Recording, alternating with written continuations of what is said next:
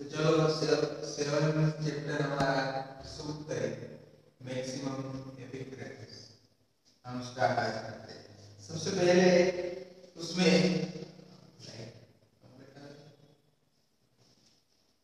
हम देखते हैं पहला ज्ञानम 12 क्रिया विना। पहला सूत्र हमारा है ज्ञानम 12 क्रिया विना। ओके, ज्ञान मीन्स नॉलेज और बाहर मीन्स वे, हम वजन उठाते हैं वैसा। क्रिया मीन्स वर्क, कर्म होता है, और उसके बिना मीन्स एक ऑप्शन है, उसके बिना कुछ नहीं है। तो जो ये ज्ञान है वो कर्म, हम जो वर्क करते हैं वो हमारा एक्सपीरियंस होता है, उसके बगैर हमारा ज्ञान अधूरा है। ये पहली बात इसमें बताई गई है। अब कैसे एक्सपीरियंस के बगैर हमारा ज्ञान अधूरा है, तो एक महत्वपूर्ण बात ये होती है कि कोई भी अगर आप वर्क करते हैं तो उसमें आपका एक्सपीरियंस महत्वपूर्ण होगा। मान लो कि आप पढ़ते हैं, तो पढ़ने में आप सीधे 8 स्टैंडर्ड में 9 स्टैंडर्ड में नहीं जाते। पहले आप केजी में, फिर 2 केजी में, फिर फर्स्ट, सेकंड, थर्ड, फोर्थ, 5, 6, 7, फिर 8 में आते हैं। तो इस प्रकार से क्या होता है, आपका एक्सपीरियंस होता है कि आप पहले स्टैंडर्ड में आए, दूसरे में आए, तीसरे में आए।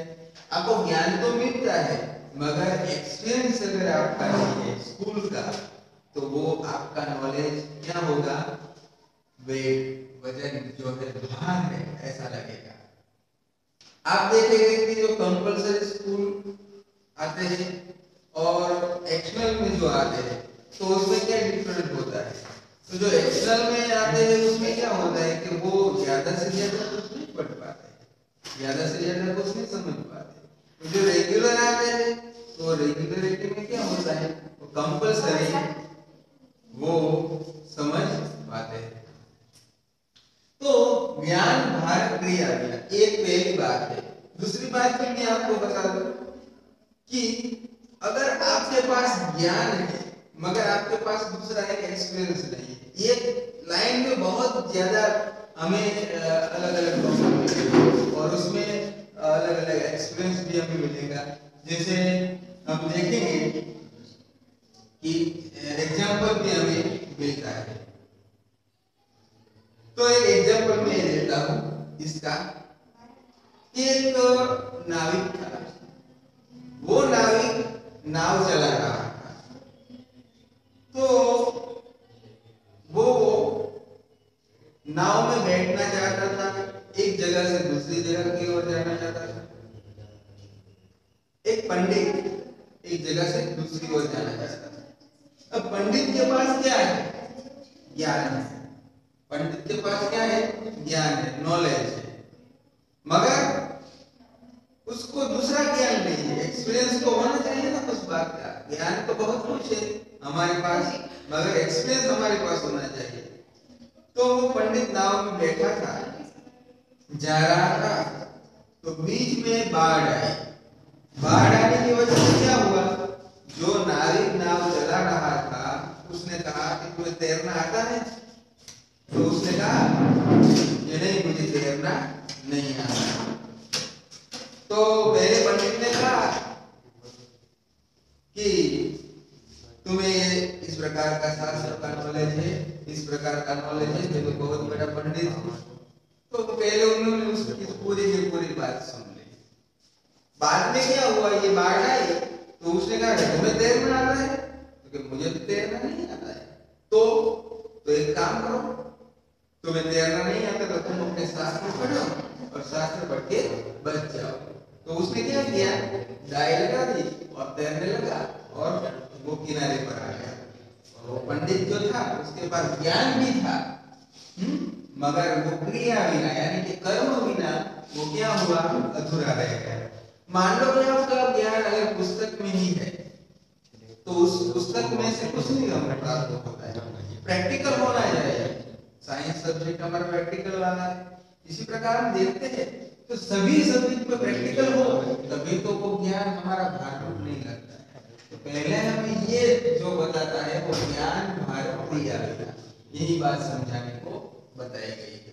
अब एक लाइन में बहुत सारा आप लिख सकते हैं, समझ गए आप? अपने आधार से आप लिख सकते हैं, ऑनवर्ड्स में भी आप लिख सकते हैं ज्ञान भारूप क्रिया। मैंने एग्जाम्पल आपको बताया। फिर हम दूसरी बात हम देखते हैं, जननी मीन्स मदर, जन्मभूमि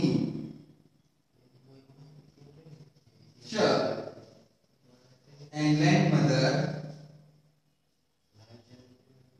स्वर्गादपि, यानी कि स्वर्ग से भी गरी यसी, यानी कि ऊंची है। जननी जन्मभूमि स्वर्ग से भी ऊपर है। गरीयसी मीन्स ऊपर है, सुपरियर।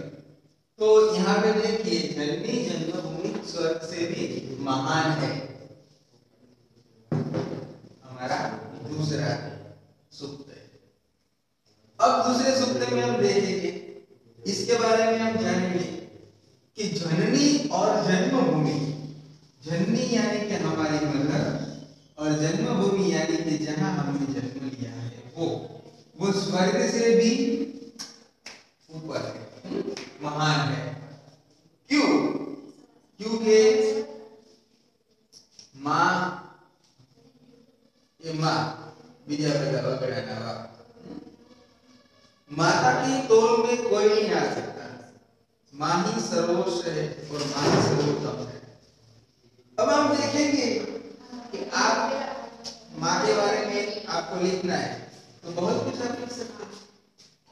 स्टैंडर्ड 1 में भी आप जाएंगे तो मोटा दर्द का एक बहुत अच्छा लेसन है, जननी। मीठा मधु ने मीठा मेहुला रे लोन, एथी मीठी ते मोरी मात रे, जननी नी जोड़ सकी नहीं कड़ी रे लोन। बहुत अच्छा है। तो यहाँ पे हमने देखा है कि जननी और जन्मभूमि स्वर्ग से गृहस्थी। तो हम देखते हैं कि आप सुबह उठ जाते हैं, उठकर आप क्या करते हैं? आपको सुबह आपके पापा जो आपका वो जो ब्रेकफास्ट है वो सब कुछ आपको करवाते हैं? जी नहीं। क्या करते हैं? सुबह जल्दी कौन उठ जाते हैं? आपकी मदर। आपकी मदर आपको उठाती है, आपकी मदर आपको सब कुछ वो खाना पीना वो सब कुछ वो करती है, वही करती है। इसीलिए तो वो महान बताई गई है। फिर जन्मभूमि, जन्मभूमि यानी कि जो हमारी जो लैंड है, यानी कि जहाँ पे हमने जन्म लिया है उसकी बात है। तो जन्म लिया है वही तो महत्वपूर्ण है। जहाँ हमने जन्म लिया है तो वहाँ का हमें गर्व है। जिस जगह पे हमने जन्म लिया है उसका हमें गर्व है। तो हम देखते हैं ईश्वर जो है, भगवान है, वो भी मनुष्य अवतार यहाँ पे लेना चाहते हैं और वो भी माता के कोख से जीना चाहते हैं। तो आप देखते हैं कि कोई भी भगवान हो, यहाँ पे देखते भगवान कृष्ण है, राम है, मोहम्मद है, पैगंबर है, कोई भी है, है, उन सब ने यहाँ पे आकर एक माता का मातृत्व प्राप्त किया है। तो यही बात है, अगर स्वर्ग तो भगवान को मिलता ही है, कोई भी भगवान पे तो उनको तो स्वर्ग ही है, तो वो स्वर्ग वाले यहाँ पे क्यों आते हैं? क्यों? क्योंकि यहाँ माँ जो है उसका प्रेम वहां पे नहीं मिलता है, उसका प्रेम अर्थ पर नहीं मिलता है। इसीलिए तो भगवान भी यहाँ आए और हम यहाँ बैठे हैं और हम लालच कौन से करते हैं? स्वर्ग के करते हैं कि मुझे स्वर्ग मिल जाए, मैं स्वर्ग में चला जाऊं। अगर स्वर्ग में ही जाना होगा तो स्वर्गवासी पृथ्वी पर क्यों आते? अगर हमें स्वर्ग में जाना है तो स्वर्गवासी पृथ्वी पर क्यों आते हैं? पृथ्वी पर इसलिए आते हैं क्योंकि स्वर्ग में मदर नहीं मिलती है, मदर हमें यहाँ ही मिलती है। तो जननी जन्मभूमि से स्वर्ग दीपक गरीयसी, यानी कि जननी जन्मभूमि स्वर्ग से भी महान है। चलो इसके बारे में आप इतना ज्यादा कुछ लिख सकते हैं। फिर तीसरा हमारा है आपकी मित्र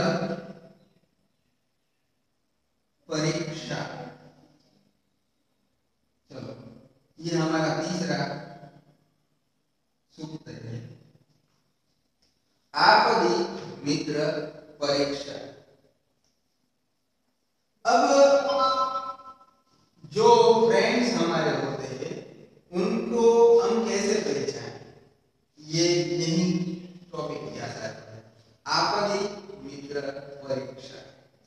यानी कि जब हमें कोई भी प्रॉब्लम्स होती है उस वक्त हमारे जो फ्रेंड्स है वो हमारी हेल्प करते हैं, तो वही हमारे लिए महत्वपूर्ण है। तभी तो उनका जो हमारे फ्रेंडशिप है तभी तो हम पहचान सकते हैं। मगर बहुत सारे ऐसे मित्र हैं जो हम गुजराती में वो कहेवत है कि सेरी मित्र सो મળે તારે મિત્ર નહીં, પણ જો મહેનત જે સમય મહત્વનો જે ટાઈમ હોય એ સમય જે મિત્ર કામ આવે એ સાચો મિત્ર। तो फ्रेंड्स जो हमारे होते हैं वो बहुत सारे होते हैं।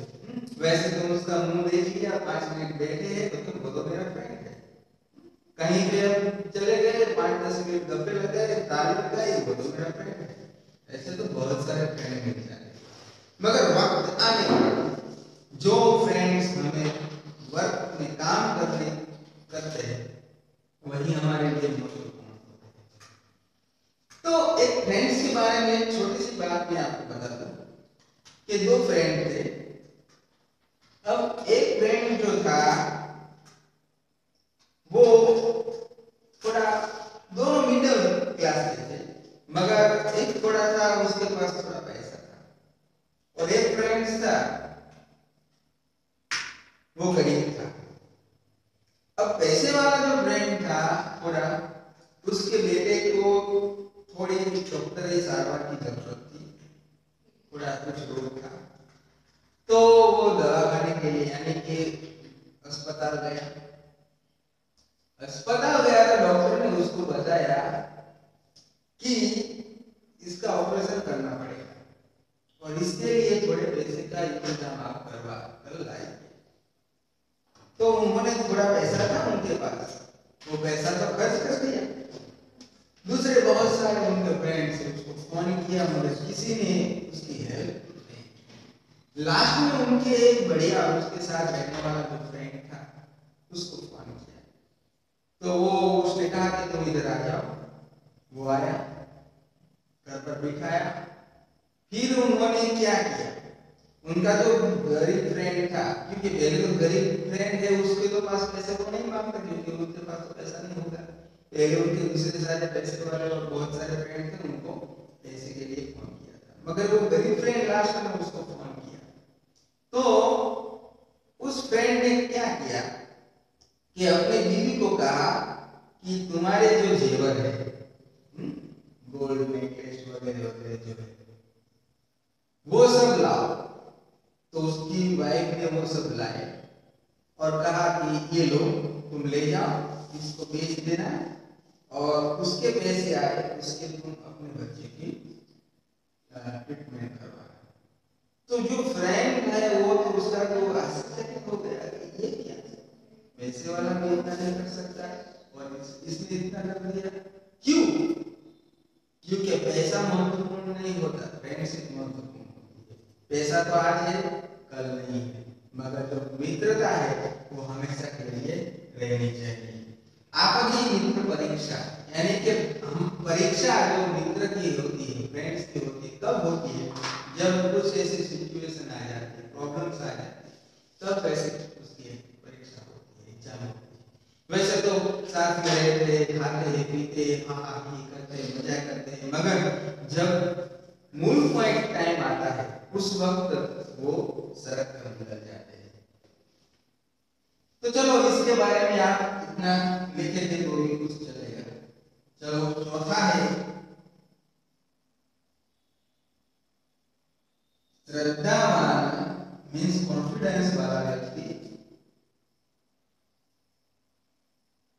लभते ज्ञान।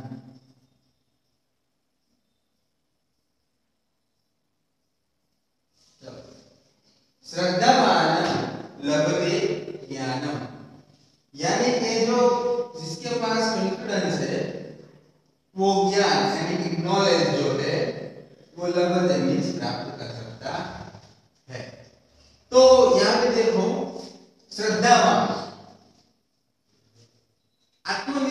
महत्वपूर्ण होता है सब। आप 6 स्टैंडर्ड में आपका लेसन आता था अपन का ओजास वर्ल्डर वर्ल्डर लेसन अपन ना ओजास, उसमें आत्मविश्वास जो था वो भरपूर था, वर्ल्डर श्रद्धा थी और वो आगे बढ़ा और क्या उन्होंने प्राप्त किया, एक बड़ा नाम। फिर हम देखते हैं कि 8 स्टैंडर्ड में आपको एक आएगा संस्कृत में एक लेसन आएगा एकलव्य का। एकलव्य जो था वो भी श्रद्धावान था, उनके अंदर पूरा कॉन्फिडेंस था, तभी तो उन्होंने ज्ञान प्राप्त किया। आपने उसकी स्टोरी भी सुनी होगी कि 5 पांडव जो वन में चले जा रहे थे तो गुरु द्रोण उनके साथ थे, उसको एजुकेशन दे रहे थे। मगर उस वक्त एक पप्पी जो थोड़ा डॉगी था वो भौंक रहा था, तो उनको देखकर भौंक रहा था। उस वक्त अर्जुन जो है वो एक्सपर्ट था तीर चलाने में, वो अभी तीर बाण चला ही रहा था। उसी वक्त तो इतने सटासट आ गए थे सीधे कुत्ते के मुंह में, और कुत्ते को कोई भी प्रकार की ईर्जा नहीं हुई, कहीं से भी उसको कोई टच नहीं हुआ और उसका मुंह जो फेस था वो बंद कर दिया।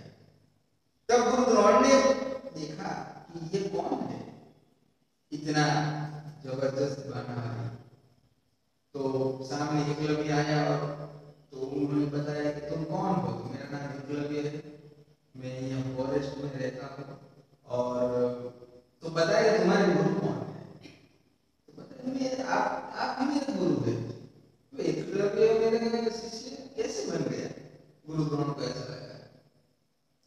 तो श्री एकलव्य ने बताया कि जब मैं आपके पास आया था और आपके शिष्य ने मुझे मना कर दिया था, आपने मुझे मना कर दिया था कि मैं आदिवासी हूँ, इसलिए आप मुझे एजुकेशन नहीं दे सकते, तो मैंने एक स्टेच्यू बनाया और अपने आप आत्मविश्वास कॉन्फिडेंस बढ़ा और ट्राई मैंने डेली ट्राई की, और उस ट्राई की वजह से आज मैं एक निपुण बाणवाले बन गया।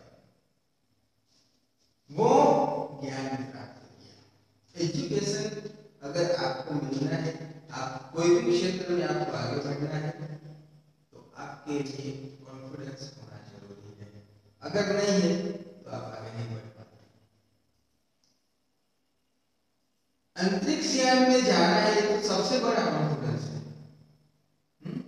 आपका वो भी लेसन आएगा सुनीता विलियम्स का, कल्पना चावला का। अब वो इधर अंतरिक्ष पे गए तो कितना आत्मविश्वास भरा होगा उसके अंदर, तभी तो वो ये सब कुछ प्राप्त कर सकते हैं। अब ये मैंने आपको एक स्टोरी बताई, श्रद्धावान लभते ज्ञान, यानी कि जिसके अंदर श्रद्धा है, आत्मविश्वास है, वो ज्ञान प्राप्त कर सकते हैं।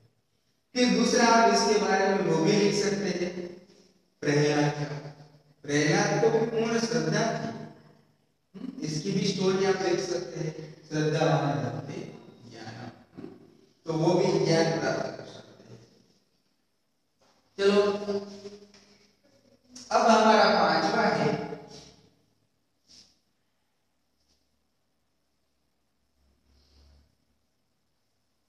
बुद्धि यस्य बलम तस्य।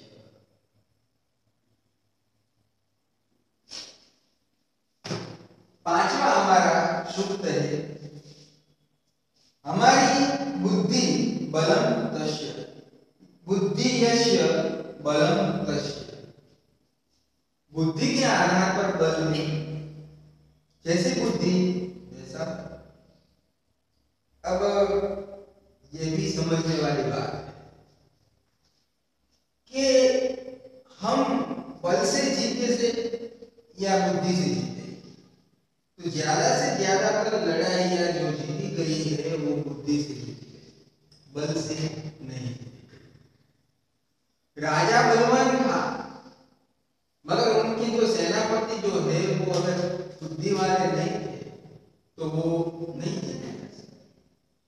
आप एसएस में आप पढ़ेंगे तो बहुत से ऐसे राजा हैं उन्होंने कितनी बार चढ़ाइयाँ की और वो जीत गए, मगर क्यों जीता उसके पीछे का रीजन था कि उनके जो सेनापति थे वो कैसे थे, बुद्धि वाले थे। तो यहाँ जो बुद्धि यस्य बलम तस्य, जैसी बुद्धि है वैसा ही आपका बल होना चाहिए। अब इसके बारे में एग्जाम्पल दे तो हम देखते हैं कि बहुत सारे ऐसे लोग हैं जो बलवान हैं, ताकत वाले हैं, मगर उनके अंदर दिमाग नहीं होता तो वो गेम हार जाते हैं। क्यों? अब आप देखें तो वो कुश्ती वाला जो एक गेम है जो हम दंगल फिल्म में देखते थे, गीता फोगाट और गीता फोगाट वाला है, तो उसमें लास्ट में आप देखेंगे तो उसमें क्या है, लास्ट में आप देखेंगे उन्होंने क्या किया, बुद्धि का उपयोग किया। बल तो था ही और बुद्धि का उपयोग किया, किस प्रकार से उसको पाया जाए, किस प्रकार से उसको मारे तो वो नीचे गिर जाए लास्ट में। वही हम पूरे फिल्मों में लास्ट पॉइंट महत्वपूर्ण था, सबको ऐसा लगता है क्या होगा, तो ये महत्वपूर्ण बात है, बुद्धि महत्वपूर्ण है। फिर वो पंचतंत्र की स्टोरी आती है, उसमें भी एक छोटी स्टोरी बताई गई कि शेर जो है वो तो ताकत वाला है, मगर वो शेर क्या करता है कि सभी प्राणियों को डे टू डे वो क्या करता है, किल कर देता है और खा जाता है। मगर एक दिन चतुर वो फॉक्स था, उनकी बारी आई, इंटेलिजेंट था, तो उसके खाने की बारी आई तो वो क्या बोला कि तुम्हारे जैसा कोई फॉरेस्ट में किंग आ गया है और वो कहता है कि यहाँ पे मेरा राज्य है। तो वो तो कहता है कि ऐसा कौन है, चलो मैं तुम्हें दिखाऊं, और वो उसको दिखाने के लिए लेके जाता है। एक कुआं है उसमें वो दिखाता है, शांत पानी है उसमें, उसका शेर आएगा तो वो देखता है तो उसमें उसका क्या आया, शेर आया। अरे हाँ ये तो सही है, वो बोलता है कि मैं ही महान हूँ, मैं ही खा जाऊंगा सब। अब ऊपर से वो बोला तो अंदर से आवाज आई कि मेरे सामने तो बोलता है। शेर ने क्या किया, लाइट उनके ऊपर डायल कर, मगर अंदर कुछ नहीं था, पानी था, और पानी की वजह से क्या हुआ, वो अंदर मर गया। तो बलवान तो था ही मगर दिमाग नहीं था, और दिमाग जो होता है वही बुद्धि और बल साथ लेकर चलने वाले विजय प्राप्त कर सकते हैं। फिर हमारा छठा है 6 नंबर का, संगे शक्ति कलो युगे।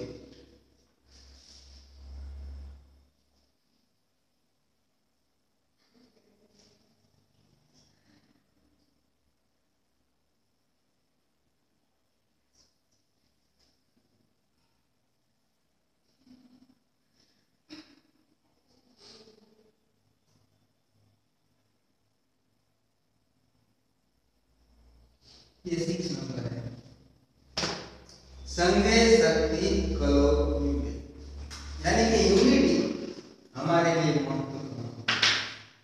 संघ मीन्स यूनिटी का पावर अगर हमारे इस युग में होगा तो ही हम जीत पाएंगे। इस युग में, कलो मीन्स कलयुग, कलयुग में क्या होना चाहिए, कलयुग में संघ शक्ति, हमारी यूनिटी महत्वपूर्ण है।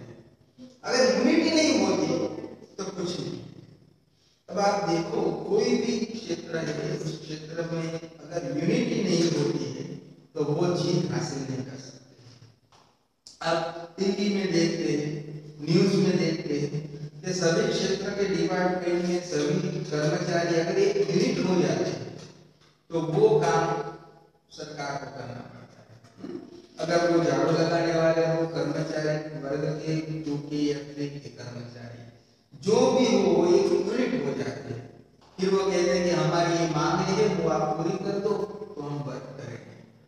तो वो क्या करते हैं कि उनकी मांगे पूरी करते हैं। क्यों? क्योंकि एक यूनिट हो गई है इसीलिए। अब एक व्यक्ति जाएगा और कहेगा कि हमारी मांगे ये पूरी करो तो वो नहीं होगी। वैसे ही प्रकार हमारे नगर पालिकाओं में, हमारे सिटी में, सभी भी क्षेत्रों में एक व्यक्ति जाकर कहेगा कि हमारे रोड अच्छे नहीं है, हमारे यहाँ पानी की दिक्कत है, हमारे यहाँ के नाले बहुत गंदे हैं, तो कोई ध्यान नहीं देता है। मगर एक साथ आप 15 या 100 लोग यूनिट होकर जाते हैं और जाकर कहेंगे कि ये हमारा काम है, आपको ये पूरा करना है, वरना हम आपको वोट नहीं देंगे या फिर हम कुछ ना कुछ नहीं दंगल करेंगे, तो वो दूसरे दिन आपका वो काम हो जाता है। क्यों? क्योंकि कलयुग में ये संघ पावर महत्वपूर्ण है। सभी सोशल में, सभी क्षेत्रों में यूनिटी महत्वपूर्ण है। तो आप यूनिटी के बारे में लिख सकते हैं। फिर लास्ट में 7 नंबर पर हमारा आएगा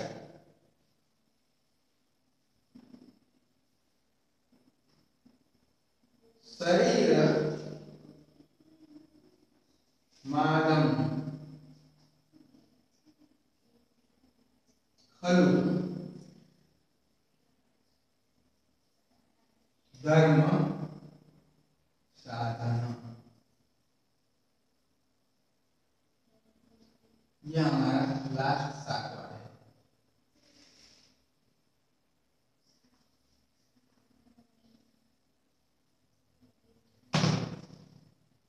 शरीर की मीन्स खलु मीन्स रियली, सच में। शरीर माधम, शरीर अधम, शरीरम अधम मीन्स शरीर वही हमारा बॉडी हमारा धर्म है। क्यों?